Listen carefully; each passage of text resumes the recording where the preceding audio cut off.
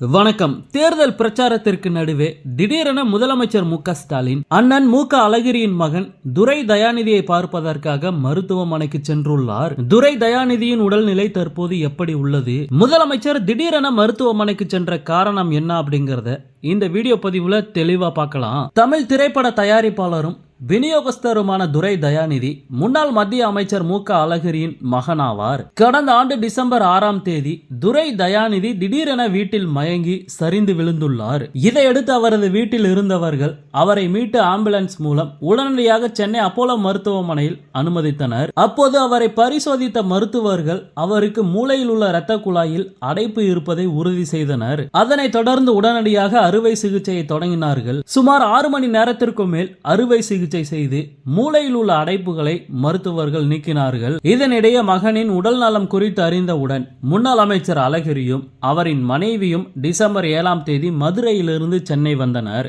இதேபோல் துரை தயாநிதியின் உடல்நிலை குறித்து கேள்விப்பட்டு முதலமைச்சர் மு.க. ஸ்டாலினும் அப்போதே சென்னை அப்போலோ மருத்துவமனைக்கு வந்து சேர்ந்தார். இந்த நிலையில் சென்னை அப்போலோ மருத்துவமனையில் 3 மாத காலமாக சிகிச்சை பெற்று வந்த துரை தயாநிதி தற்போது மேல் சிகிச்சைக்காக வேலூரில் உள்ள சிஎம்சி மருத்துவமனையில் கடந்த மார்ச் 14ஆம் தேதி அனுமதிக்கப்பட்டார். சிஎம்சி மருத்துவமனையில் கடந்த 2 வாரங்களுக்கு மேல் துரை தயாநிதி சிகிச்சை பெற்று வரும் நிலையில் அவருக்கு உயர் ரக சிகிச்சை மற்றும் பிசியோதெரபி சிகிச்சை அளிக்கப்படுகிறது. இதனிடையே இன்று வேலூர் சென்ற முதலமைச்சர் மு.க. ஸ்டாலின் சிஎம்சி மருத்துவமனைக்கு விரைந்தார். அங்கு சிகிச்சை பெற்று வரும் துரை தயாநிதி உடல் நலம் குறித்து விசாரித்தார். மேலும் என்னென்ன மருத்துவ முறையில் சிகிச்சைகள் அளிக்கப்படுகிறது என்பது குறித்தும் உடல் நலம் குறித்தும் மூத்த மருத்துவர்களிடம் முதலமைச்சர் மு.க. ஸ்டாலின் விசாரித்தார். துரை தயாநிதி சென்னையைச் சேர்ந்த வழக்கறிஞர் அனுஷாவை திருமணம் செய்தார். அவருக்கு ருத்ரதேவ் மற்றும் வேதாந்த் என 2 மகன்கள் உள்ளனர். சென்னை போயஸ் கார்டனில் உள்ள இல்லத்தில் குடும்பத்துடன் வசித்து வருகிறார் என்பது குறிப்பிடத்தக்கது.